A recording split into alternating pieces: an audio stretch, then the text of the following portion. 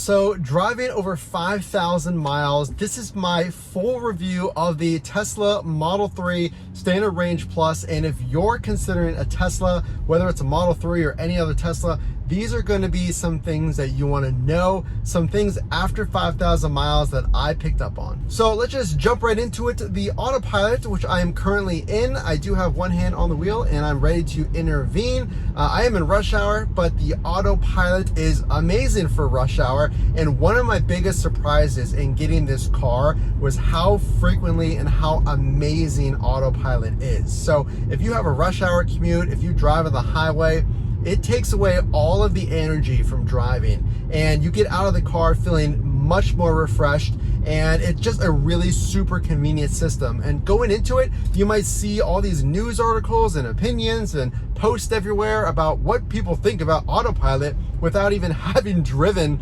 Autopilot. They're just giving you their unvarnished opinions. Well, I can tell you after 5,000 miles, Autopilot is not only super safe and reliable, it is very, very accurate. I would say in 99% of circumstances. Now, is it perfect? No. There's been some circumstances where maybe I was going around a super sharp bend a little too quick and Autopilot would essentially veer a little bit into the other lane to kind of make up for that turn.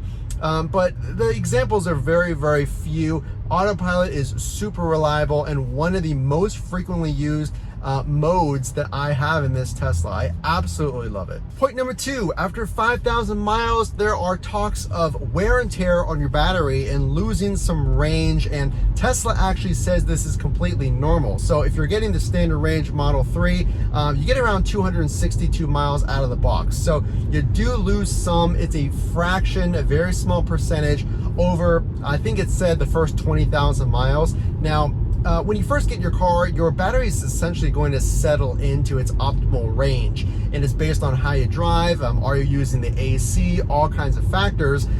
But I have now 250 miles on a full charge. So that is what I ended up with, and after 5,000 miles of driving, that's been more than enough. So what kind of driving have I done and what can you expect? I have driven on quite a few longer trips, if you will. No road trips yet, but I will be doing that and making videos on it.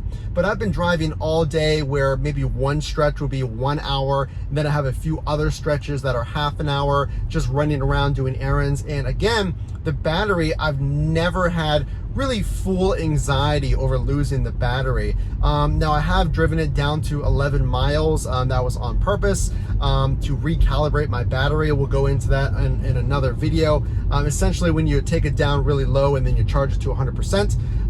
But the thing is, I've never worried about it because I have home charging, and most of you have done a poll on this channel. To get those polls, to see more content, make sure to subscribe. But most of you are charging at home, so you're not going to really worry about waking up with an empty tank, if you will. You're going to have that full charge. So can you rely on the charging? Can you rely on that range? Well, the Standard Range Plus, again, is very reliable. When you look at your display and it says you have 200 miles left or 100 miles left, that is extremely accurate from what I've seen. And in those instances, when I've driven it really low and I'm counting on every single mile, the car just comes through. It's not an exaggeration of mileage. It's not a stretch of mileage. It's a very accurate estimation, if you will, on mileage. So if your trip takes 30 miles and you have 50 miles left, you're most likely going to get there.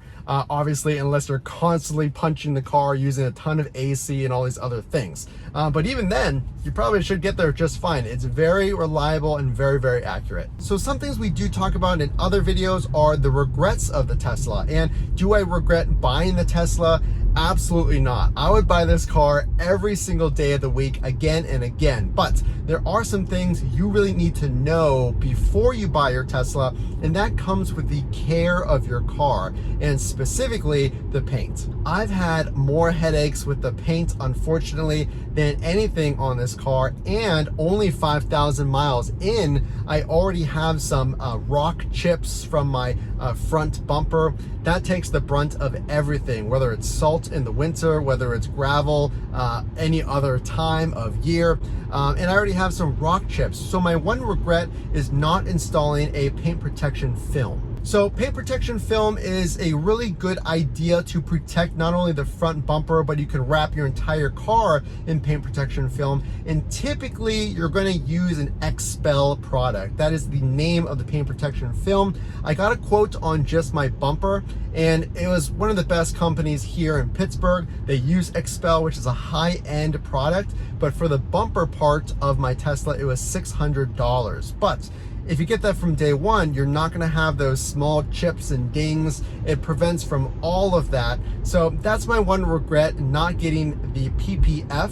And also some accessories, and let's go into that. Now the mud flaps are really useful because I've seen a little bit of wear on the side of my Tesla where it's been spitting up gravel and it essentially just pushes it back right onto your paint. There's no other place for that gravel or dirt and dust to go than right back on your car. So I would highly recommend getting some type of mud flaps. Again, I'll put the link in the description. And you want floor mats because they do not come, your Tesla does not come with floor mats. So I would get a brand that covers all of your car for one low price. You can get them from Tesla, yes. I found that there's not a extravagant difference in between brands, whether it's the OEM from Tesla or the one that I use. So I would just go for the link in the description because it includes all of your floor mats for less than what Tesla charges for, I believe, just the interior. So you're getting the front, you're getting underneath the trunk, and you're getting the entire trunk space in one low price. So I want to talk about some surprises that I completely was unaware of and I don't see often in videos.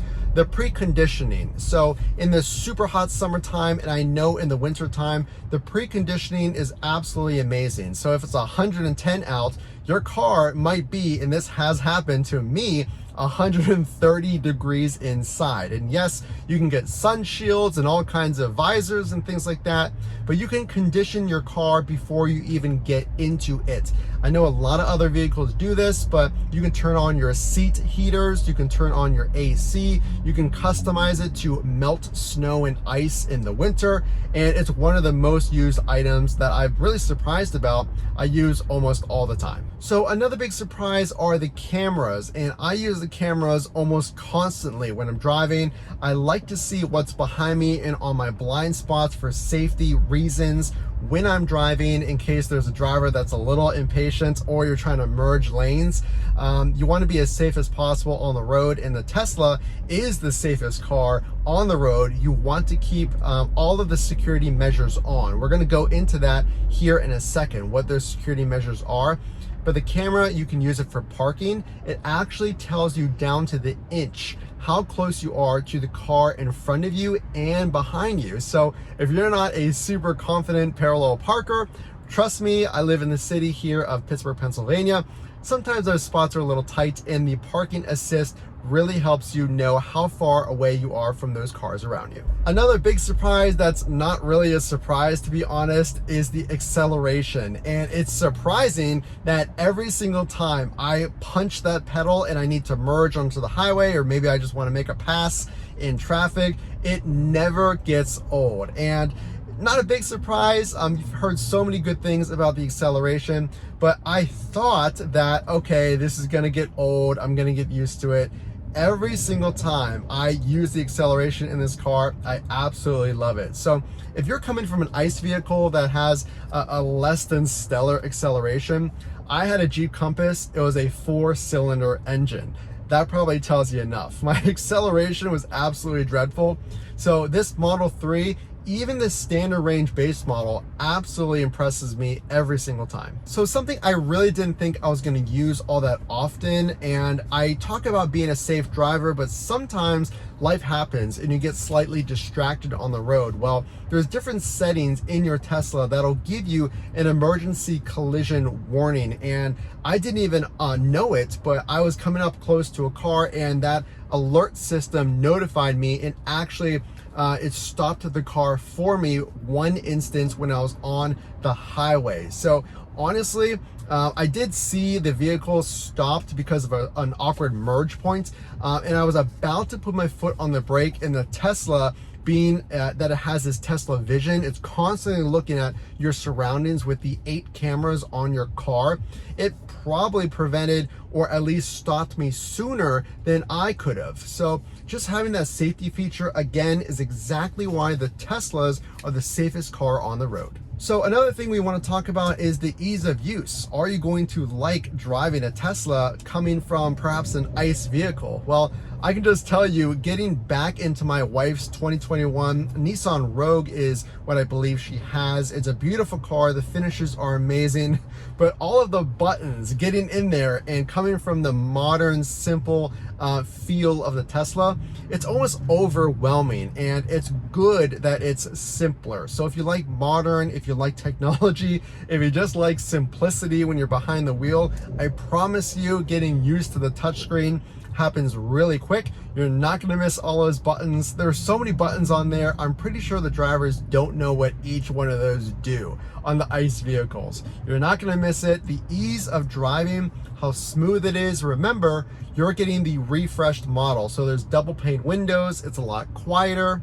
All in all, it's worth every single penny. So something else here I want to point out, as I'm stuck in some wonderful bumper to bumper traffic. Again, that's why it's amazing to have autopilot. I kind of can turn my brain off, if you will. But here's some things to keep in mind. What does the horizon look like the next 5,000, 10,000 miles of owning your Tesla? Well, if you want a standard range plus, that Model 3, you can't get your hands on it until April 2022. And that's of making this video in October 2021. That's how long the waits are. So more and more people are ordering Teslas. They actually did a 73% increase year over year as opposed to the last Q3.